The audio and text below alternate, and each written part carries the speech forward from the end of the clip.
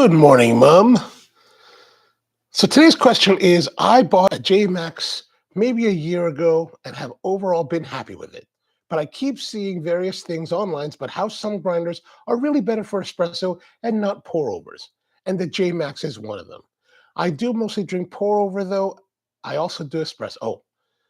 I do mostly drink pour over though, although I also do espresso. Is it crazy for me to think about a grinder just for pour over? Will it make a difference? Or am I falling victim to hype? All right, what's going on, everybody? Welcome back to the show. Thank you very much for tuning in. It's another week of Coffee Q&A. I'm Jay. Welcome back. How are you, Mom? Good to have you here today, and everyone that's joining us. So this is a question today comes from David VanHook, and it's a great question. Like, should you have a separate grinder for different purposes? Now, most grinders pretty much will do a range of things. Like, for example, this is the Mazda Major Auto, and this is a great grinder built in Italy, made for commercial uses, and it's got 83 millimeter flat burrs, infinite adjustment.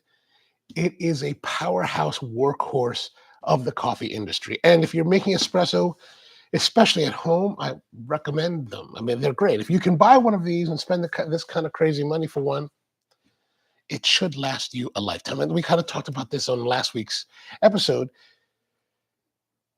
However, the thing about it, a lot of guys are buying hand grinders, like the JMax from, I don't know who makes it, but I really don't know a lot about what's going on in hand grinders because, number one, I hate hand grinders. Like, if you know me, you know that I hate hand grinders. I don't like to use them. I don't want to use them. I never want to have them. I would prefer on a trip, if I'm going to go out and have coffee, I prefer to grind it in a commercial machine at home or at the shop, put it in a Ziploc bag, and then take it with me and then drink it that way. Why? Because mainly that coffee that I'm making, no matter how compromised it is going to be tremendously better than anything that the hotel has, right? So that's the number one. But I know a lot of people like to use hand grinders, and the JMax is one of them. And I guess they're perfectly fine. The thing is that, most of you who know me know that I don't like to recommend a lot of people buying more gear. Like, I don't want more gear, I want less gear, right? Because I've got a lot. But in this case, I think there could be a good reason to buy a separate grinder for espresso and pour over. Like, for example, in a commercial environment, like in our shops, we have dedicated espresso grinders, and they're fantastic. So the thing is and why is this? You want to look at how you adjust the grind, right? Like, so for example, if I'm talking about, let's say this, well, let's go back to a little bit of home grinders. Let's say the Brazza Virtuoso, or conversely, for commercial use, let's say you're using the EK43, or let's say you're using something like the Compact R80, or even one of the Grindmaster 875s or Bun G series grinders. Those have large knobs with large clicks, and you can kind of go quickly between different settings relatively easily. Like this, I can turn this and go between settings quite quickly. However, on this machine, this grinder, it is the way this grinder is designed is that it has this collar here that has, can you see it? Yeah, okay. It has a collar that has threading that is really fine and really large, so that as you adjust it, it changes the distance between the burrs. And even though you're cranking it a little bit a ways, a good amount, like if I did this on the Brazza, that's a big change. If I did this on the Mazda, it's not necessarily, mechanically, it's not that big of a difference. Espresso-wise, it can be a tremendous difference. So espresso requires a lot more fine-tuning, a lot more fines, whereas pour-over brewing, it doesn't have to have that level of granularity, right? So in this case, we have very fine adjustment. With pour-over kind of brewing grinders, the adjustment is a lot coarser, right? So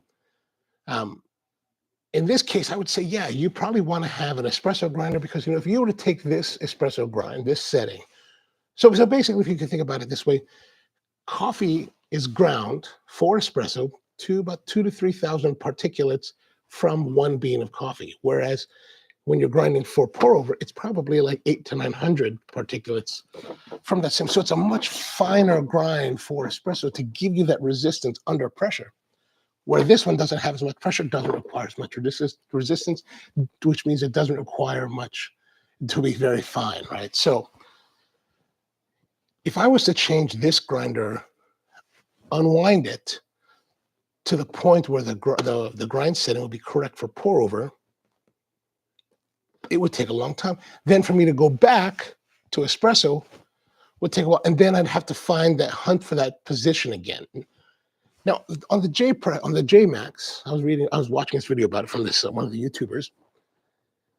It has a collar that you adjust, right? You adjust this collar, and it spins around 360. But in order for you to go from espresso to pour over, you really have to turn it 2 or 3 times. And even though it has the markings with the numbers, like this has numbers really on these grinders are arbitrary. They don't mean anything from one grinder to the next. Like I see people online, they talk about, what's your grind setting, 4.5? That means nothing. It's only a reference to you at the moment that it is. Otherwise, it means nothing. Like, for example, when I was competing in the 2012 United States AeroPress Championship, I was using this EK43 that was given to us. Everyone uses it, the common grinder. And I had figured out what was the grind setting that I like. Let's say it was 3.5. Another competitor wanted to use it, and she was like, I have to use the grinder. And she wanted to use it. She used it, whatever setting she was using. I just remembered in my mind that this same grinder that I've been using all day long, I've been using 3.5, and I just walked up to it, turned it, done. But when you're using something that has to go a lot further, like 2 or 3 rotations, do you really know how many rotations, or can you remember how many rotations you went through to get back to your previous setting, right? And then in the case of espresso, like I could say here, this 2.3 on the collar here, and I can rotate around to it, but then maybe by the time I rotate back, it's not going to be quite precise. So I'm going to have to hunt for a little bit by pulling a couple shots. And, for most people at home, you don't have the time. You don't really necessarily want to expend the expense to burn 3, 4, 5, 6 shots. Like most of you are buying like a pound of coffee at a time or less. You don't want to like burn all of it just to make. I mean, I've had days in the early part of my career where, we're 20 shots in. We're like, I still can't get it right. You can't afford that. You don't know. Even I couldn't afford that as an operator. Nobody wants to afford that. So that's one thing to keep in mind. So I do think that it can be a good path to go to buy a separate grinder for espresso and pour over. We do it in the commercial business because, we need to be fast. We need to be running. We've got people like you coming in that want to cook their coffee. And gosh knows, you don't want to wait there while we try to fiddle with our grind and like figure out, okay, so I just made a pour over. Now I'm going to make an espresso. Let me go back to, and I'm going to tell you, let me go back to it. I'm going to prepare my espresso. I got to pull a couple shots to make sure you're like, oh my gosh, man, this is taking like 15 minutes to get get a latte. Unacceptable. Of course, in a home environment, it's a lot. The calculus is going to be a little bit different, but that's kind of what I think. I think it would be a good, especially if you like to go between the two. Yeah, buy yourself another grinder. Like, I think those JMaxes are what, $300. The Commandantes are $300. That's a lot of money to spend.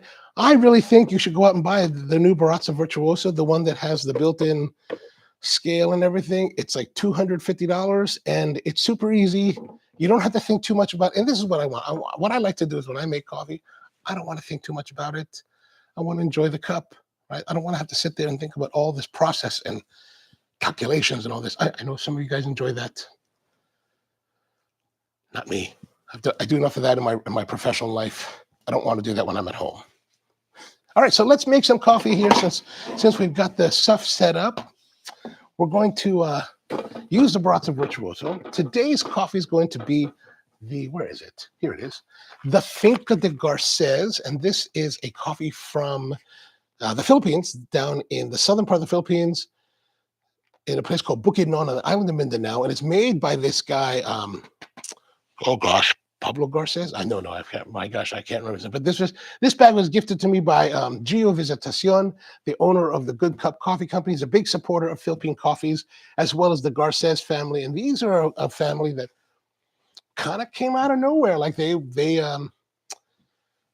basically kind of started their farm maybe like 3 years, not even 4 years ago, probably about 3 years ago, and they started making great coffee. And this is the coffee that won the 2023 Mindanao Regional Championship and also won the Cup of the Year of the Philippine Harvest for 2023. When I was there in June, I got this, and it's a really lovely coffee. You know, it says it's notes of almond, red. Oh, I'm going to show you that.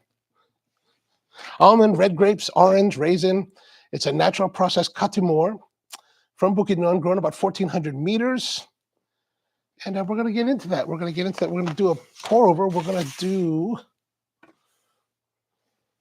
the origami today. So I got the origami, busted that out. And let me push all this out of the way. This is one of the problems with these Monster Majors. They're utter beasts. This thing probably weighs 60, 70, 80 pounds. Like it's not a pleasurable thing to move. All right, so we've got our coffee. This is the coffee here. You can see it. A lighter roast from Good Cup. Right, not bad looking, not bad looking. We're going to put that into our grinder. We're going to choose a medium setting. We're just going to go with the medium setting. Get rid of any excess coffee that's in there. So how was your weekend? Everything happen or?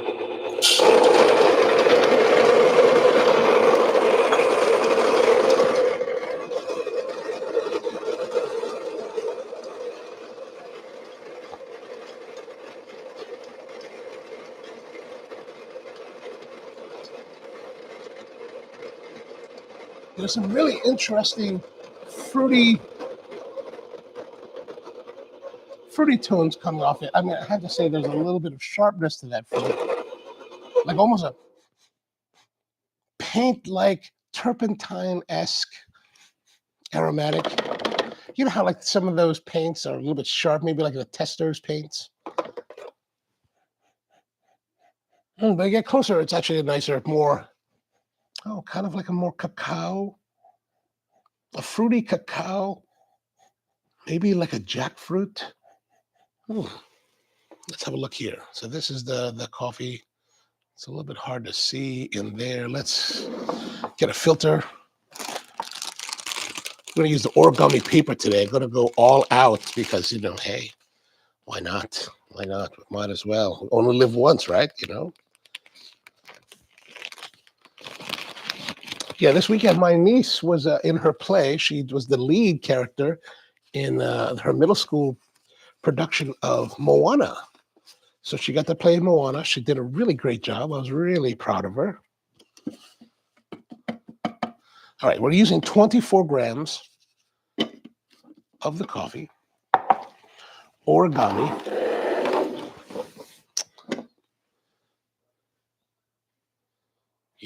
Yeah. Let me make sure that's a little bit heated up. We're going to get our scale. There we go. We're going to need our timer as well. Let's make a nice little composition here, huh? Oh, yeah, there we go. Look at that. That's like thumbnail worthy right there. Maybe I should do thumbnails like this. Tear up that scale. I'm just reheating the water. So if you have any questions, of course, let me know. Happy to talk about things. What else happened over the weekend? I went to a pen show.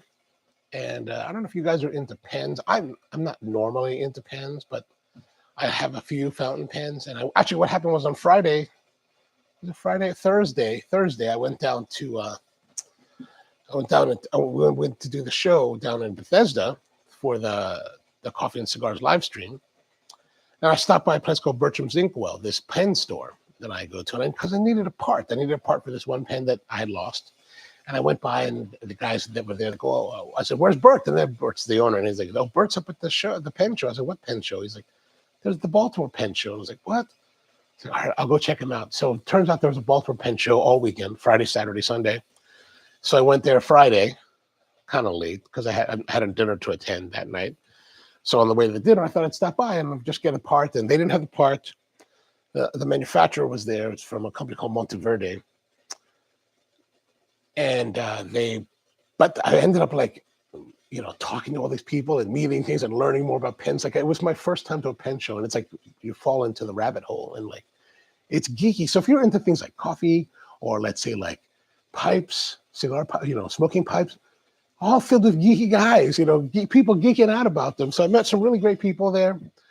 Sue Beck and her husband, Scott, Sue from Tatcha Pens, as well as Rich from Southeastern Pen, some really great guys that just ended up talking with and learning and just absorbing. Really interesting. I think it's always interesting to like, try new things and like be the neophyte. Like I'm really the guy standing there like I'm really out of my depth and thinking like I have no idea what is happening here. Like people are trying, they have all these pens, they have all these nibs, and you could try them out. I'm like, what am I supposed to be looking at? I have no idea. Like I have pens, I have a couple fountain pens, but they're like simple pens. Like, some of these, something like Tatcha has these Japanese made pens that are like $2,000, $3,000. Like they're made with the materials, exquisite materials, nibs, exquisite. But, I have no idea about those things. I'm just totally like a neophyte. And I do enjoy that, being the neophyte, And then I got to meet these people like Sue and Scott that are like super knowledgeable, and they're willing, like in a lot of industries that you enter, you meet certain people like them, and they're super knowledgeable. And they're also super friendly, welcoming, and willing to share their knowledge with you, and just very openly. So really a beautiful time. All right. So, which reminds me, when I got into coffee, my mentor was very open to me. Okay. So we're going to start brewing.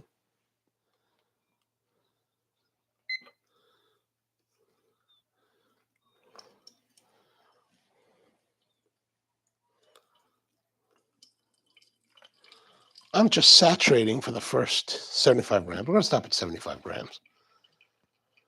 It started flowing through about 25 grams. I really find that, once you reach, with most of the time, unless you're pouring super, super slowly and super, super controlled, I get to about 25 grams of liquid in a 24-gram serving. And it's reached that equilibrium point. It starts to fall. I really want to see if I can get it to hold more. Like I watch these, these masters of coffee at the Kisatens in Japan, especially like the guy that runs Chate Hato in Shibuya. And I think he's using a lot more coffee than I'm using, right, for a cup. But it's like laden with water, and it still hasn't started flowing. So super interesting to me. All right, we're now to 133 grams, 1 minute, 10 seconds.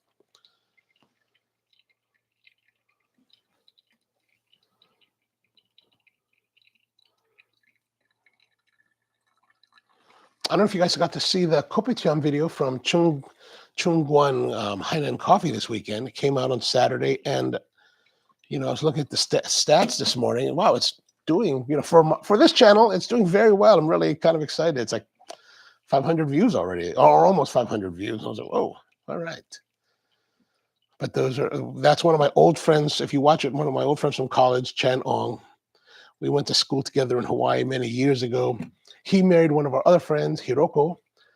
And he's always been like, hey, man, he sends me messages on Facebook all the time. And he's like, when are you going to come to visit Malaysia? And I was like, I'll get to Malaysia at some point. So finally, when I had the chance to go in last May, I called him up. I was like, dude, I'm coming out, man. I'm coming out. And I want to see some like the old school coffee places.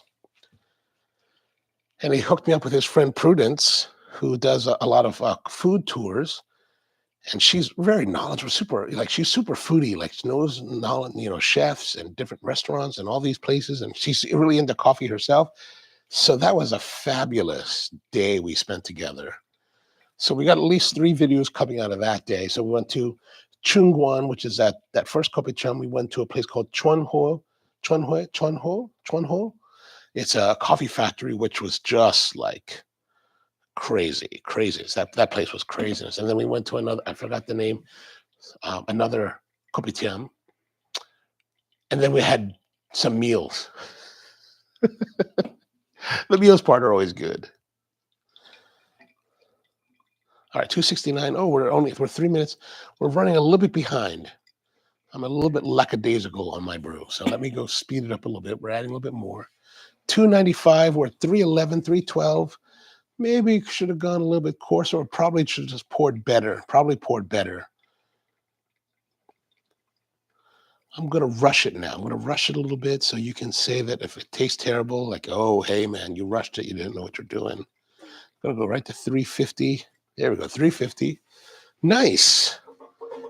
I'm always feeling a little bit accomplished whenever I'm able to hit the exact amount.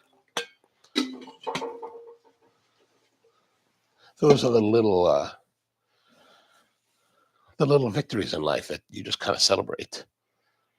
All right, so it's pretty much done.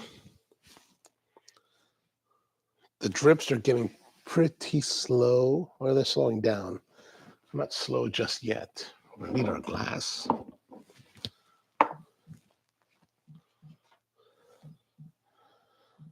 All right, I think that's good. All right, that's good. The nice thing about these origamis, they're pretty simple. You just they come apart, right? The origamis are two separate pieces. Like you buy them separate, right? So you could just brew like that if you wanted to, but I got the stands because I wanted to splurge. But they're very simple. You just take it, toss it into the trash. Very simple. All right, let's get this off of here. Let's have a look at our elixir.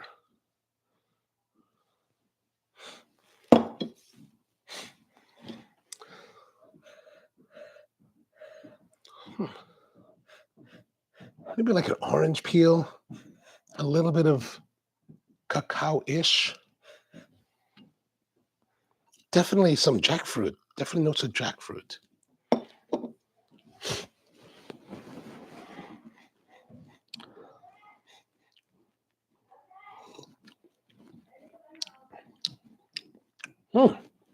Definite jackfruit notes. Maybe a little bit of light grapiness. And I'm also getting some raisin notes. Like dried raisin. I mean, raisins are dried, so I don't know why you say dried raisin, but definitely there's a raisiny aspect to it. Juicy. There's a light, when I say juicy, it's kind of a light, juicy fruit, that Wrigley's Juicy Fruit Gum, if you're familiar. There's a little bit of that there as an undercurrent.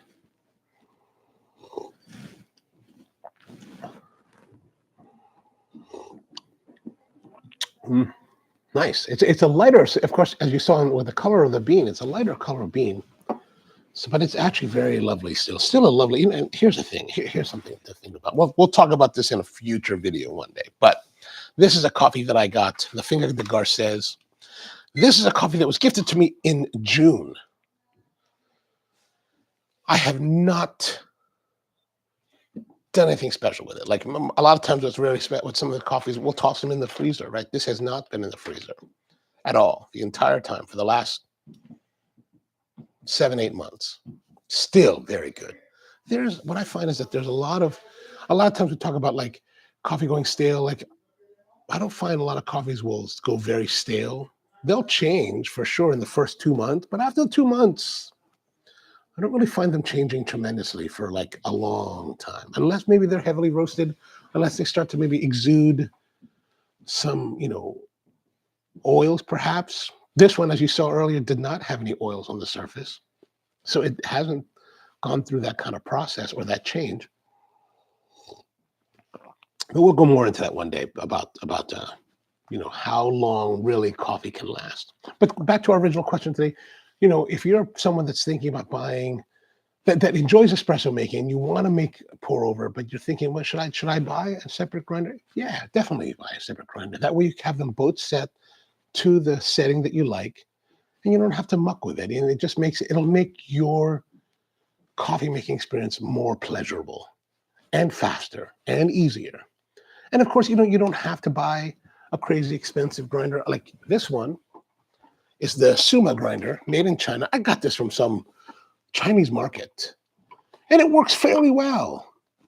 It's got, if you can see, I don't know if you can see this.